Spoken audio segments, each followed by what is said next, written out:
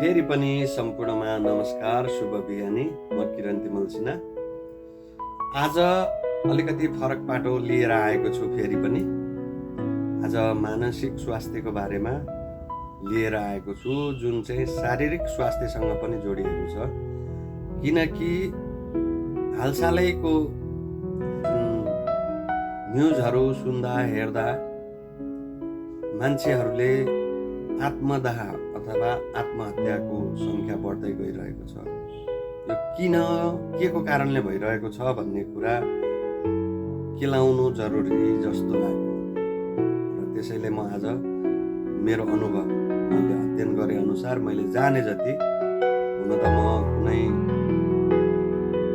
विश्लेषक होइन, तर पनि मैले के अनुभव गरेका कुराहरू हजुरहरू सामु सेयर गर्न गइरहेको छु। यदि मन परेमा लाइक, कमेन्ट, सेयर र फलो जरुर गरिदिनु।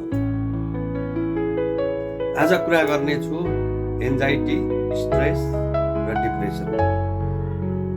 यो के हो, कहाँबाट सिर्जित हुन्छ भन्ने कुरामा आज म थोरै व्याख्या गर्छु। किनकि हिजो अस्ति मात्रै हजुरहरूले न्युजमा पनि हेर्नु भएको छ, बैतडीका एकजना प्रधानाध्यापक विद्यालय परिषदभित्रै सुसाइड गर्नु। कारण के थियो हामीलाई थाहा छैन, तर पनि यो एकदम दुःखद घटना भयो। यता पूर्वमा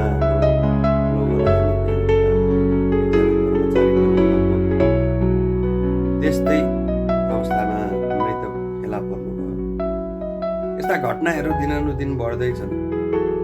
यो किन बढ्दैछ त भन्ने कुरामा चाहिँ सरकारको पनि चासो हुनुपर्छ भन्ने मलाई लाग्छ। किनकि यो अलिकति हाम्रो मानसिक ज्ञानको कमीले पनि हुनसक्छ र आध्यात्मिक ज्ञानको कमीले हुनसक्छ। डिप्रेसन, एन्जाइटी, यी यावत कुराहरू भनेको मान्छेले जन्मजात कमै बोकेर आउँछ, होइन भने यी सबै पछि सिर्जित हुने कुराहरू। हाम्रो घर परिवारको वातावरण, हाम्रो समाजको वातावरण, हाम्रो वरपरको वातावरणले कुराहरूमा धेरै प्रभाव पार्ने गर्दछ। तर मुख्य गरी एन्जाइटी, स्ट्रेस, डिप्रेसन हुनुको कारण भनेको तपाईँको पाचन तन्त्र, पेट हो। किनकि जब हामी खाना खान्छौँ, हाम्रो पेटमा राम्रोसँग चाहिँ त्यो डाइजेस्ट हुँदैन, त्यहाँबाट ग्यास उत्पन्न हुन्छ। त्यो ग्यास जुन चाहिँ हाम्रो पेट र टाउकोको डाइरेक्ट सम्बन्ध हुन्छ, त्यो ग्यास बिस्तारै तपाईँको टाउकोको भागतिर सर्न थाल्दछ।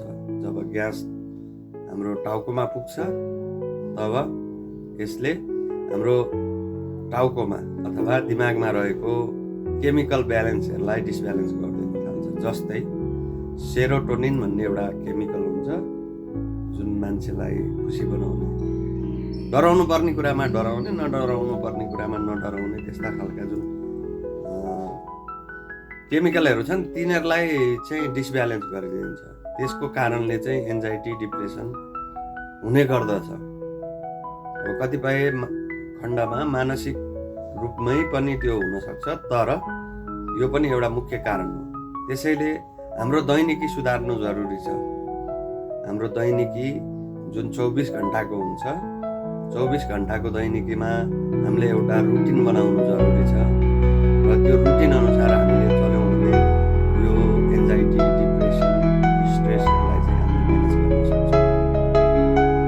24 घन्टामा हाम्रो खाना खाने समय हुन्छ, उठ्ने समय हुन्छ, सुत्ने समय हुन्छ, काम गर्ने समय हुन्छ, मनोरञ्जन गर्ने समय हुन्छ, परिवारसँग टाइम स्पेन्ड गर्ने समय हुन्छ। यी यावत कुराहरूलाई मिलाउन नसक्दा र आर्थिक रूपमा अलिकति कमजोर हुँदा पनि मान्छेहरूमा एन्जाइटी, डिप्रेसन भएको देखिन आउँछ। एन्जाइटी र डिप्रेसन भनेको अलग कुरा हो। एन्जाइटी भनेको मान्छेलाई मर्नदेखि डर लाग्ने हुन्छ प्राय गरेर, अनि डिप्रेसन भनेको कहिले गएर मर्ने त्यो खालको सिन्ड्रोम्स हुने गर्छ प्राय गरी। तर डिप्रेसनका पनि धेरै प्रकार छन्। म एज अ डक्टर त होइन, डक्टरको रूपले मैले कुरा गरेको छैन, मैले अनुभव गरेका कुरा र स्टडी गरेका कुराहरू मात्रै तपाईँहरू सामु राखिरहेको छु। यसलाई न्यूनीकरण गर्नको लागि हामीले के गर्ने त भन्ने विषयमा म थोरै हजुरहरूलाई जानकारी दिन आएको छु। म पनि दिग्गज व्यक्ति त होइन, तर मैले केही अध्ययन गरे अनुसार चाहिँ यो हुनुको कारणहरू चाहिँ विश्लेषण गर्दै जाँदा मैले थोरै कुराहरू भेटेको हुनाले हजुरहरू सामु सेयर गर्न मन लाग्यो, त्यसैले सेयर गरेँ। र यसलाई न्यूनीकरण गर्नको लागि हामीले अध्यात्मसँग जोडिनु आवश्यक छ। अध्यात्म भन्नाले के हो त? अध्यात्म भने कतिपय मान्छेले जोगी बनेर हिँडौँ, अब जोगी बनेर त यो त अध्यात्ममा लागेछ भन्ने सोच्नुहुन्छ, तर त्यो कदापि होइन। अध्यात्म भनेको न त धर्मसँग जोडिन्छ न त अरू कुनै विषयसँग जोडिन्छ। यो त केवल जीवनलाई जीवनको हिसाबले जिउने तरिका यसले दिने हो। त्यो तरिका हामीले अपनाउन नजान्दाखेरि हामी चाहिँ थोरै हाम्रो सानो चाहिँ चुकले गर्दाखेरि मान्छेहरू मृत्युको मुखसम्म आफै पुग्दछन्। त्यसैले अध्यात्ममा लागौँ भनेर मैले फोर्स गर्दिनँ, तर अध्यात्म भनेको के हो भन्ने कुरा त बुझ्नु जरुरी छ आजको दिनमा।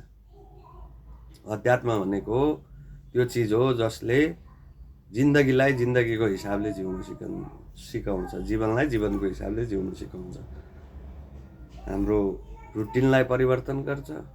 हाम्रो जुन अहिले यस्तो व्यस्तताको युग हो नि त यो त, यो युगमा कसरी आफूलाई खुसी राख्ने, कसरी आफूलाई उमङ्गमा राख्ने बारे यसले सिकाउँछ र जीवनलाई एउटा रुल एन्ड रेगुलेसनमा जिउन सिकाउँछ।